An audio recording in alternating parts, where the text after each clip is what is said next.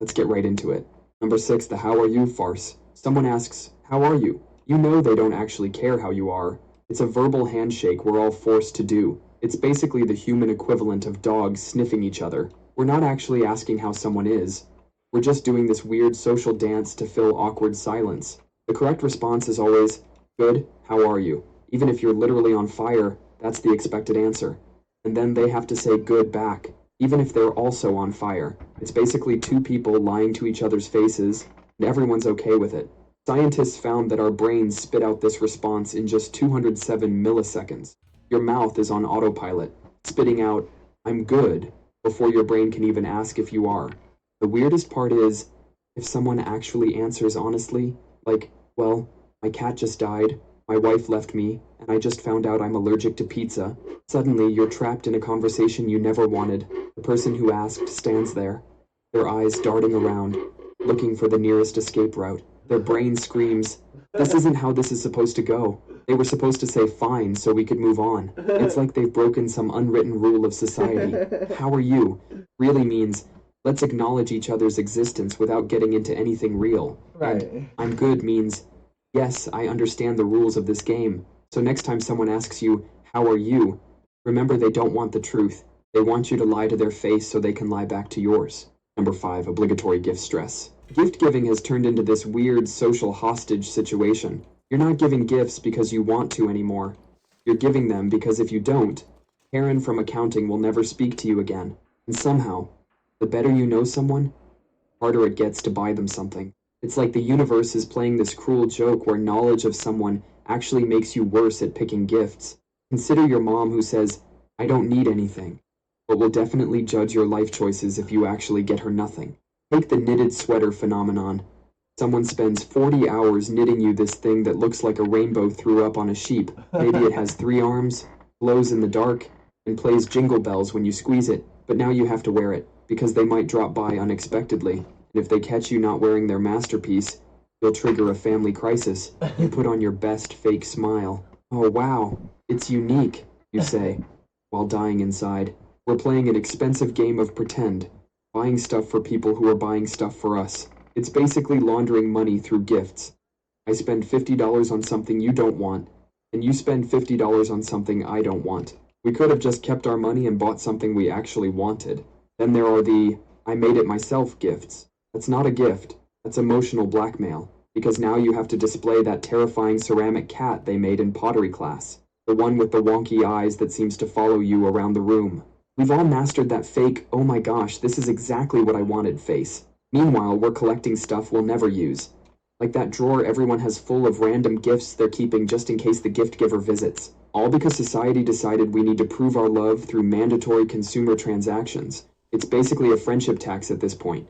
And the worst part is we all know it's stupid, but we keep doing it anyway.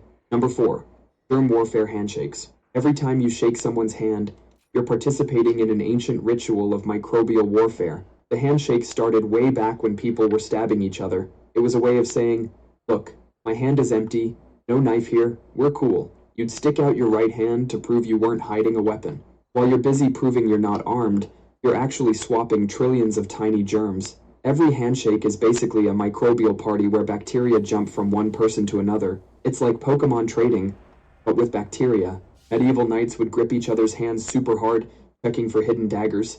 Meanwhile, they were sharing more germs than 2 kids sharing a lollipop. Modern scientists tested different greetings. Handshakes spread way more germs than fist bumps or elbow taps. A fist bump is amateur hour for germ spreading, but a good old handshake is premium germ delivery service. Next time someone extends their hand, remember you're not just greeting them, you're adopting their entire hand ecosystem. They might not be carrying a sword, but they're definitely carrying a few billion microscopic friends ready to party on your palm. We keep doing it, even though we know better. Number 3, the bless you. Gold standard. Gold dust. Hot. Gold. The bless you ritual. Every time someone sneezes, we all turn into mini exorcists without even realizing it. Someone nearby lets out a sneeze, and suddenly everyone within earshot feels compelled to bless them. It's like we're all part of some weird cult that believes sneezing opens a demon portal. Back in the day, people genuinely believed that when you sneeze, your soul could pop right out of your body. They worried about souls taking a quick vacation through the nose. And if your soul was out there floating around, demons were apparently just hanging around waiting to snatch it up. So saying bless you wasn't just being polite, it was a quick emergency exorcism to keep the demons away. During the plague years, a sneeze was basically a death sentence. Pope Gregory IV even made it official church policy to bless sneezers. It was less Gesundheit and more, please don't die and infect us all. And we're still doing this ritual today. Even atheists perform these tiny verbal exorcisms without realizing it. We only do this for sneezes, not coughs, hiccups, or burps. Apparently, demons were picky about how they stole souls. If you don't say bless you, people look at you like you've committed a crime. So next time someone sneezes, remember you're not just being polite, you're fighting off invisible demons. Number 2, the necktie noose. Imagine walking into a job interview wearing a perfectly good suit, but your tie knot looks like it was tied by a drunk octopus.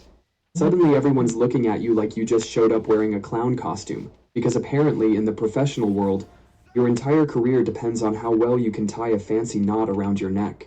The necktie started as a practical piece of military gear soldiers wore to keep their collars together, but somehow it evolved into this weird test of professional worth. Society collectively decided that your ability to tie a decorative noose proves you're good at your job.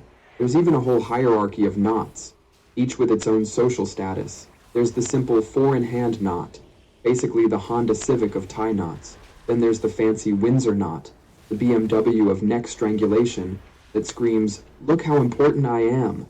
If you show up with a Windsor knot, everyone assumes you're some kind of business genius. Like, oh, look at Brad over there with his perfect triangle knot.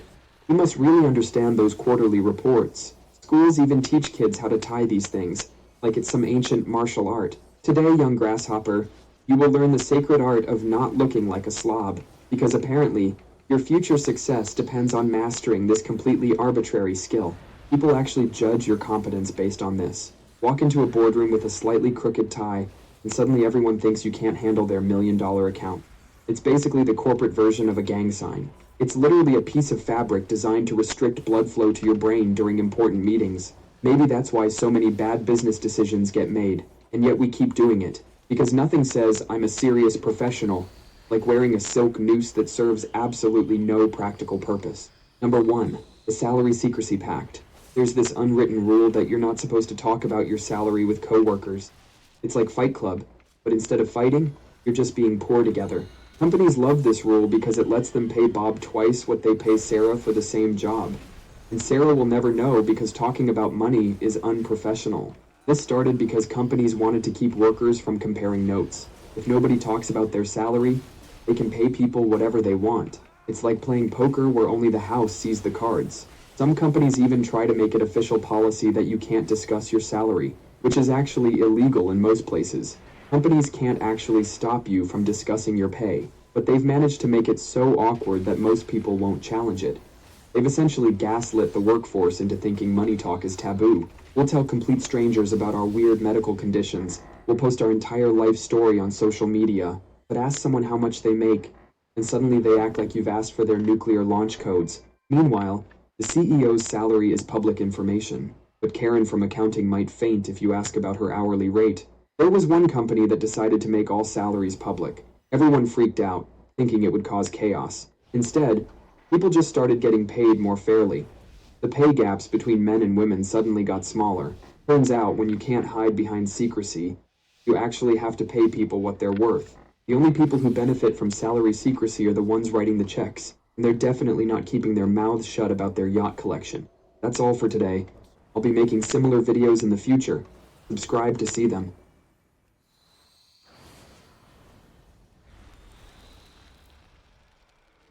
Here's how you can use Robinhood Gold to get more from your money. Robinhood Gold offers a match on eligible contributions to your IRA. Gold has one of the highest APYs available. You can get started in seconds by downloading the Robinhood app. Sign up is fast, easy, and secure. You can get access to real-time insights with NASDAQ Level 2 data and analyst reports from Morningstar. Sign up for Robinhood Gold now for just $5 a month. Get the first 30 days free. What does exceptional customer support look like for your business? It looks like teamwork. When your team is united around the customer, you deliver 5-star service that stands out from the crowd. With AI helping every step of the way, your team can resolve tickets faster and more accurately, creating customers for life. The United Front for Exceptional Service is here.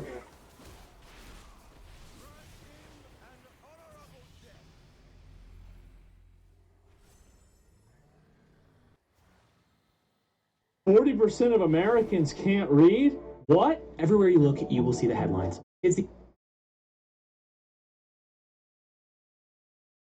Let's get right into it. Number 13, Sonder, coined by John Koenig in the Dictionary of Obscure Sorrows. You're walking through a busy street, coffee in hand, thoughts in your head, and then it hits you. Every single person you see has a life just as complicated as yours, with childhoods, fears, favorite songs, inside jokes, secret regrets, billions of little storylines happening at once, and you're just an extra in most of them. That moment, that's Sonder. It's the eerie realization that you are not the center of the universe, and never were. That stranger at the bus stop, he's waiting for news from his sister. That girl on her phone, he's texting someone she shouldn't. Everyone's main character energy is colliding in silence, and it kind of messes with you. Sonder isn't officially listed in psychology textbooks, but it's felt. Therapists talk about it in empathy work. Neuroscientists study it in ego dissolution and default mode networks. And once you've felt it, it's hard to unfeel it. You start noticing people, not as extras, but as entire universes you'll never get to know. Number 12, L'appel du vide, French for the call of the void. You're standing near the edge of a cliff. It's beautiful, peaceful, still. And then your brain whispers, jump. You don't want to. You're not suicidal, but the thought hits you anyway. Sharp, sudden, pointless. It might be a swerve while driving, a leap from a balcony, or just letting go of something you're holding, and it scares you.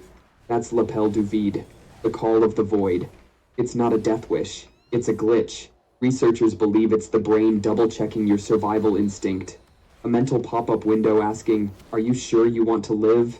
Strangely, most people who experience this are mentally healthy. It's now considered a sign of strong cognitive control, not a breakdown. But that doesn't make it less creepy. It's like your subconscious runs a worst-case simulation in 0.5 seconds just to prove you don't want it. The emotion that follows, that shaky breath, that what the hell was that feeling, that's part of it too.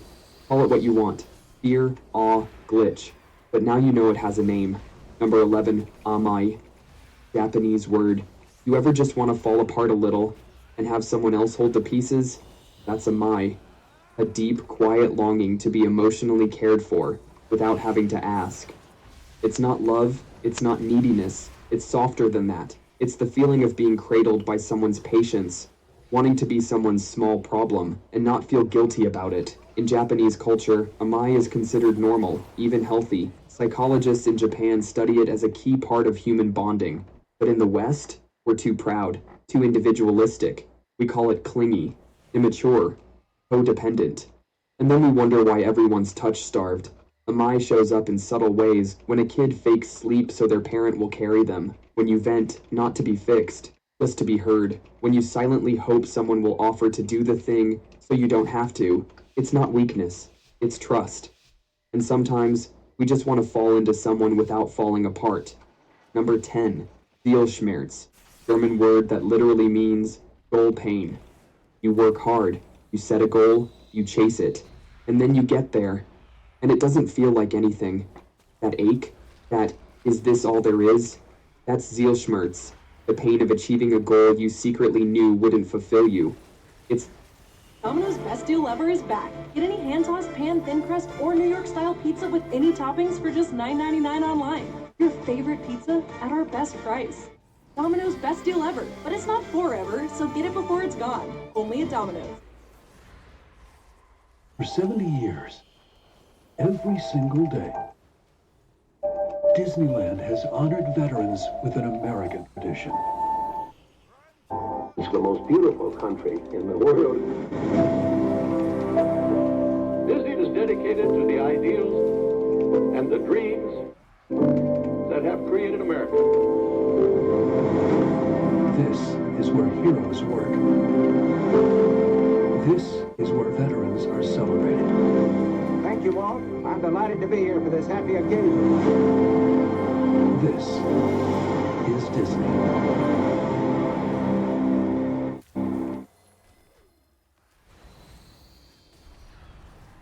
It's the hangover after success, the moment after the promotion, the degree, the finish line, when you realize the climb felt more real than the reward. German has a weird talent for naming emotions you didn't know you were allowed to feel, and Zielschmerz is one of its best. Psychologists now use it to challenge traditional motivation theories. Turns out we're not just driven by results, we're driven by meaning. And goals without soul, they leave a weird aftertaste. You see it in high performers, Olympians, CEOs people who get everything they want and quietly feel emptier than before, but you don't have to be rich to feel it. Sometimes it's as simple as, I thought this would fix me. Zielschmerz reminds us, sometimes the thing we're chasing is just a distraction from what we actually need. Number 9. Dépaysement, French for displacement or disorientation. You arrive in a new country, the air smells different, the signs are unreadable, the money feels fake, even gravity feels off. That floating out-of-body weirdness, that's dépaysement. It's the psychological disorientation that comes from being removed from your own cultural context. Not just lost, unrooted.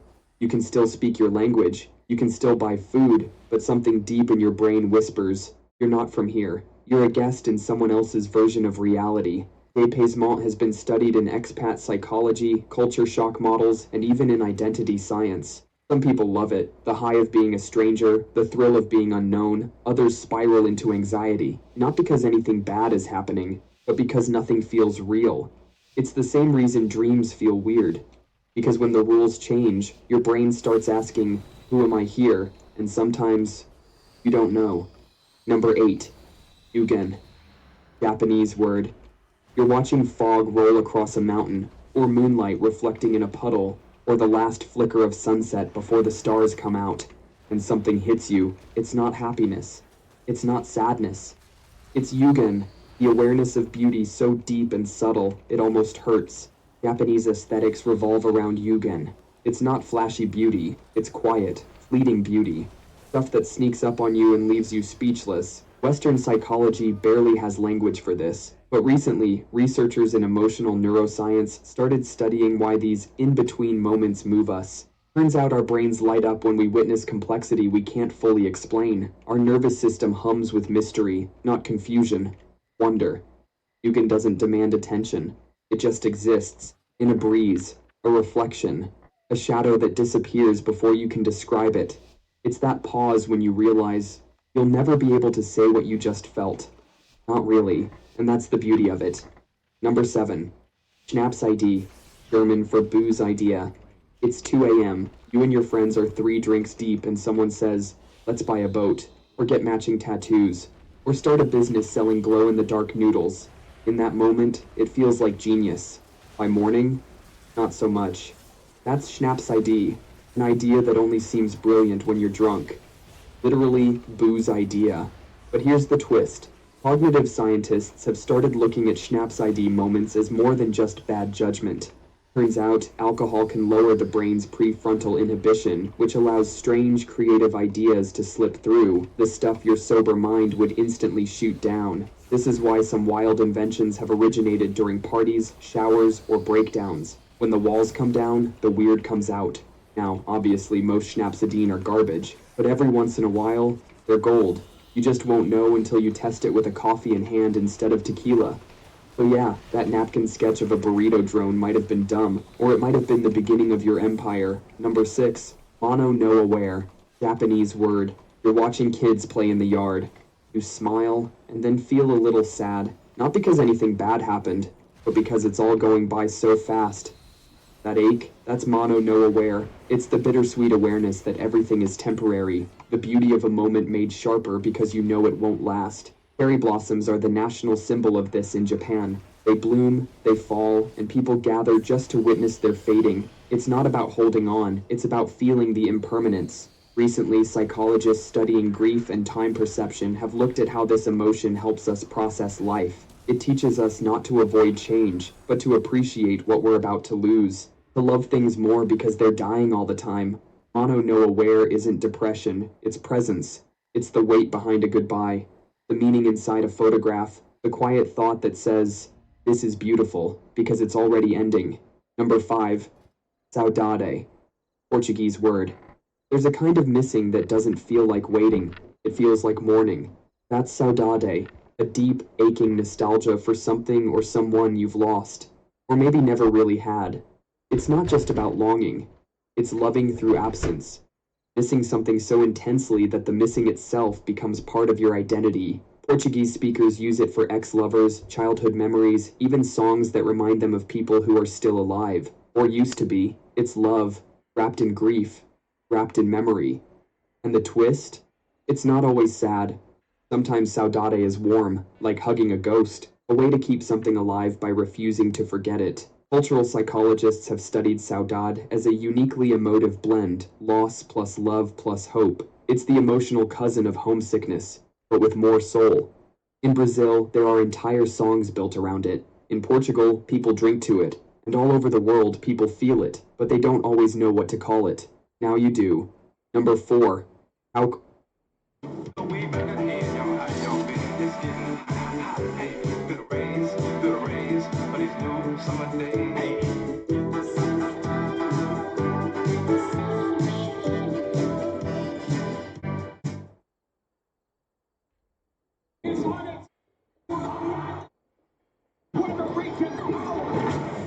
Katie, wait for you. Heavily disputed decision. Millions of people saw it another way. I'm 35. If I have that, then I'm confident. Now is my time.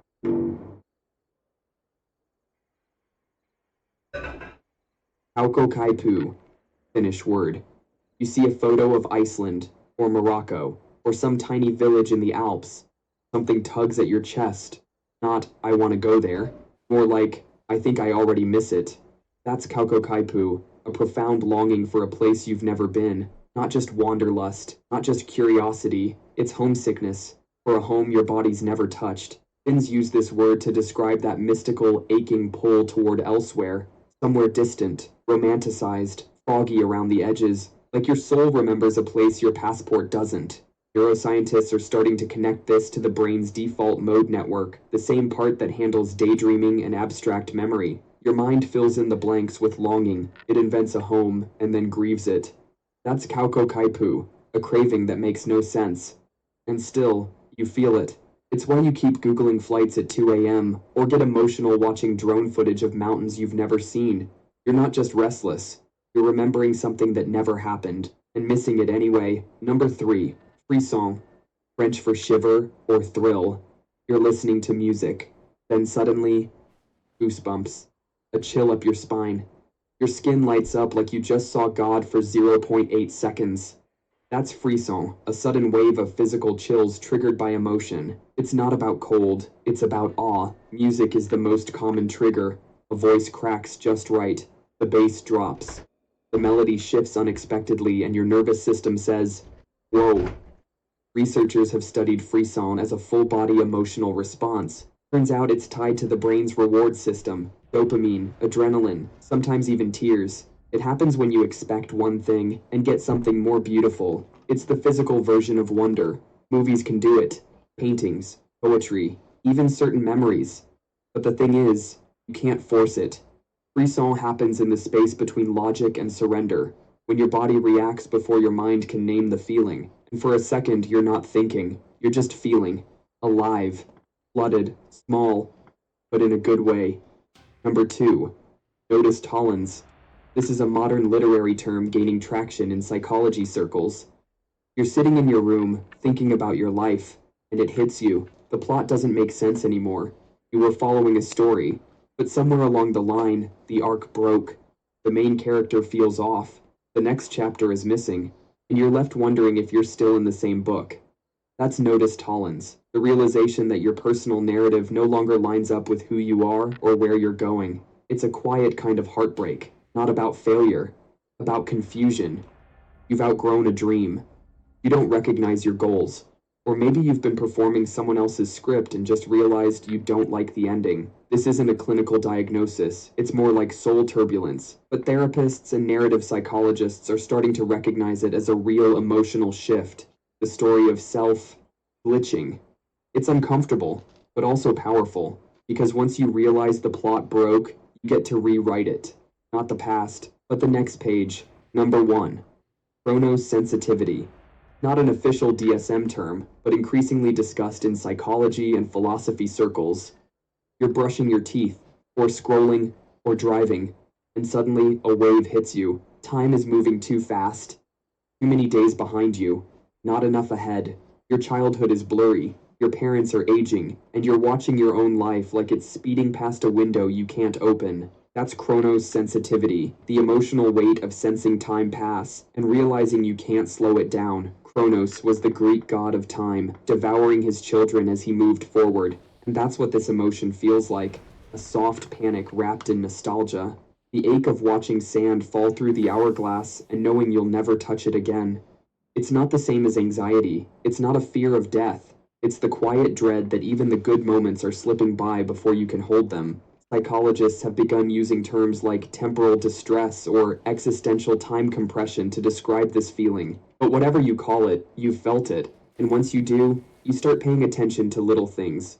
Your breath, your reflection, your heartbeat in the silence, just trying to slow something that refuses to stop.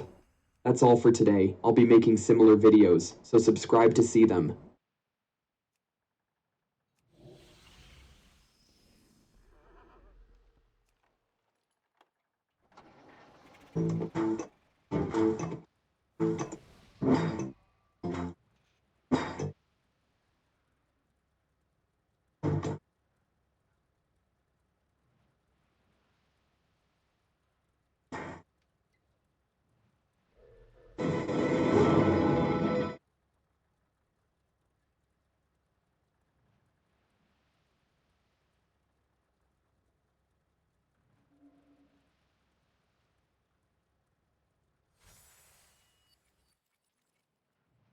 Let's get right into it.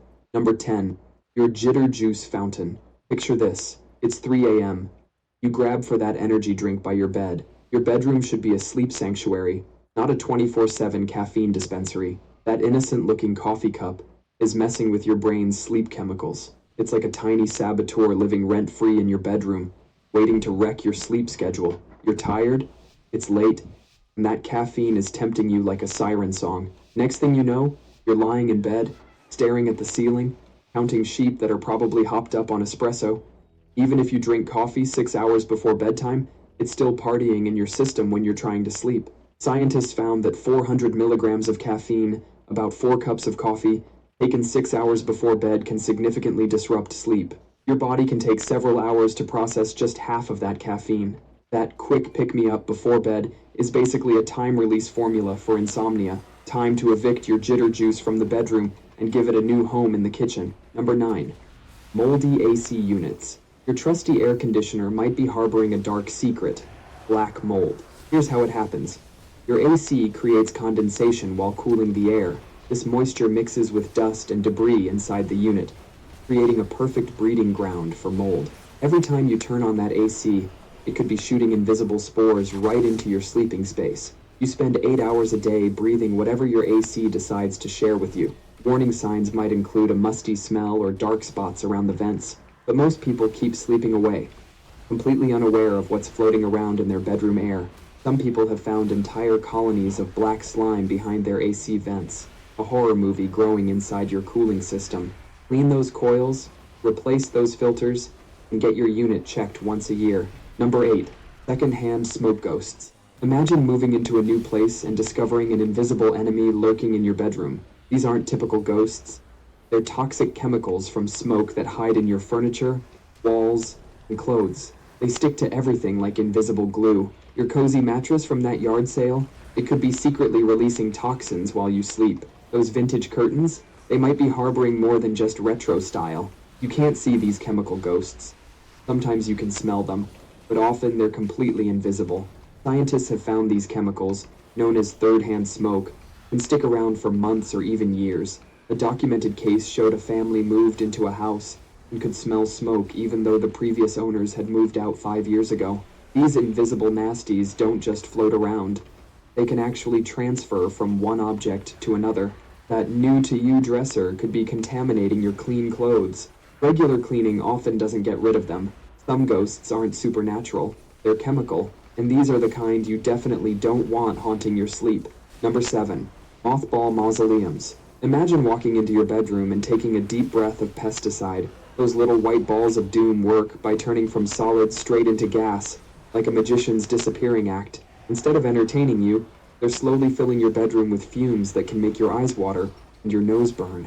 These chemicals don't just stay in the storage container, they gradually transform into a gaseous state, spreading through your room like an invisible fog.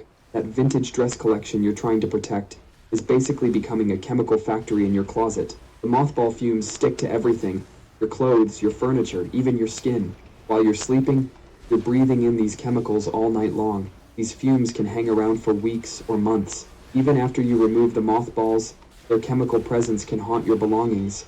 Some people have reported headaches, dizziness, and breathing problems from keeping mothball-treated items in their bedrooms. If something's strong enough to kill insects, maybe it shouldn't be in the room where you spend a third of your existence. Number 6. That one stinky... J.D. Power has ranked Nissan #1 in new vehicle quality among mainstream brands. Get 0% APR for 60 months. Nissan Pathfinder, Nissan Murano. That one stinky shoe pile. Your shoes are basically tiny bacterial nightclubs. Every time you wear them, your feet pump out about a half pint of sweat per day. That moisture mixes with the roughly 125,000 sweat glands on each foot, creating the perfect party spot for some unwanted guests. We're talking about microorganisms that multiply faster than rabbits. These bacteria are eating your dead skin cells and turning them into that lovely aroma that makes your bedroom smell like a locker room. That pile of shoes? It's not just sitting there looking messy. It's launching invisible clouds of bacteria into your bedroom air every time you toss another pair on top. Scientists found that the average shoe carries more bacteria than a toilet seat. Your bedroom now has more bacteria than your bathroom. Those gym shoes you threw in there last week? They're now a 5-star resort for fungal growth. These fungi are multiplying and spreading to your other shoes like a microscopic spring break. Number 5. The paper trail nightmare. Walking into your bedroom after a long day, your eyes land on a growing mountain of papers on your nightstand. Bills, letters, receipts. They're staring at you like tiny paper zombies. Keeping paperwork in your bedroom is like inviting your boss to sleep next to you. Studies show that just seeing unfinished tasks before bed can spike your stress hormones. Each piece of paper is basically a tiny anxiety bomb waiting to explode in your brain. Scientists found that people who keep paperwork and other clutter in their bedrooms take longer to fall asleep. They wake up more during the night, probably dreaming about that unpaid electric bill judging them from across the room. Your bedroom should be like a spa for your brain, but with papers everywhere, it's more like a corporate office with a bed in it. One study tracked people's heart rates and found they actually went up just by looking at paper clutter before bed. This paper chaos creates a cycle. You're too tired to deal with it at night, so you leave it for tomorrow. Then tomorrow comes, and the pile's even bigger, making you more stressed. So do yourself a favor, evict those paper squatters from your bedroom. Number 4. Overhead dander flingers. Imagine peacefully sleeping in your bed while thousands of tiny allergens rain down on you like evil confetti. That's exactly what your ceiling fan is doing right now. These sneaky dust launchers are collecting all sorts of nasty stuff on their blades. Dust mites, pet hair, dead skin cells, and even mold spores are having a party up there. Flip that switch, and it's like turning on a microscopic sprinkler system of allergies, right over your face while you sleep. Scientists found that one dusty ceiling fan can spread millions of particles in just a few minutes. These particles create a mini tornado in your room. Air currents keep them swirling around for hours, turning your bedroom into an allergy obstacle course. Most people forget to look up, making ceiling fans the ninjas of dust collection. Even if you vacuum every day, that fan is quietly plotting its next sneeze attack. So technically, your ceiling fan is just throwing allergens back at you. Number 3. The allergen avalanche. Open shelves above your bed are basically dust magnets. Every time you move in your sleep, or when there's a slight breeze, particles come down like a toxic mini snowstorm. Dust isn't just dirt, it's a cocktail of dead skin cells, microscopic bugs, and other things you definitely don't want falling into your open mouth while you sleep. These particles don't just ruin your beauty sleep. They can trigger some pretty nasty allergic reactions. One person shared how their allergies went completely crazy after installing shelves above their bed. They ended up having to move their entire bedroom setup just to breathe normally again. But these shelves aren't just dust dispensers. They're potential booby traps. One small earthquake, one badly placed book, or one energetic cat jump, and suddenly you're getting bonked on the head by your own stuff. If you must have shelves near your bed, make them closed cabinets. That way the dust stays trapped inside instead of treating you to a nightly allergen shower. Number 2. Plastic Paradise Lost. Imagine spending 8 hours every night surrounded by invisible chemicals floating through your air. Some cheap plastic items in your room are slowly releasing chemicals. You can't always smell or see these chemicals. Scientists call this off-gassing, the silent bedroom invader. That new plastic smell when you unbox something? It's a release of chemicals saying hello to your lungs. Even after that smell goes away, the chemicals can keep coming. Your body heat actually makes it worse. When you're sleeping, nearby plastics can release even more of certain chemicals. Cheap storage bins under your bed, they could be having a chemical party every night. Electronics and their plastic casings join this toxic dance. Many of these chemicals have been linked to health issues like headaches, dizziness, and hormone problems. You spend about a third of your life in your bedroom. This stuff adds up.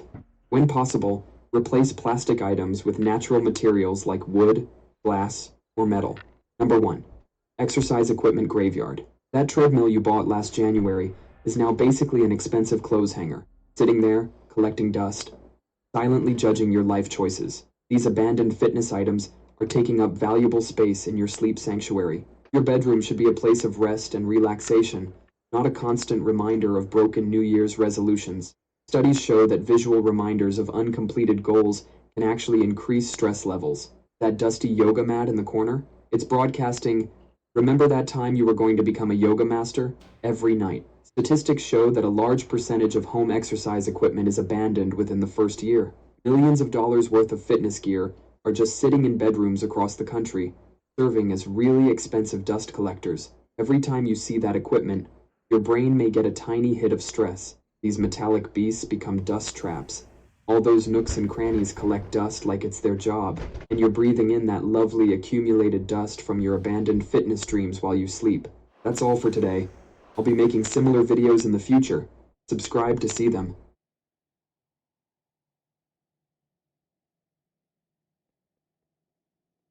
This place is fancy. I'm in here fancy. I'm not fancy. Beautiful.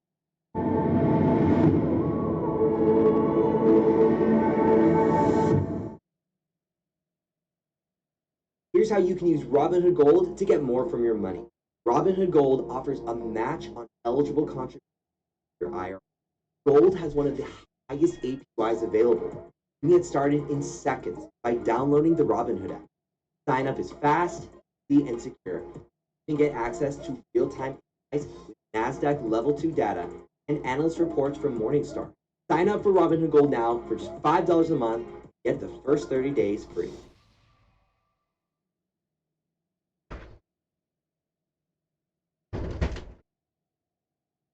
In this 5-video series, you're going to witness Pakistan and Pakistani food like you've never seen it before. Oh, okay. So many things I'm not expected that are happening right now. Here, in this country of 220 million, you'll find an incredible culinary range. No matter.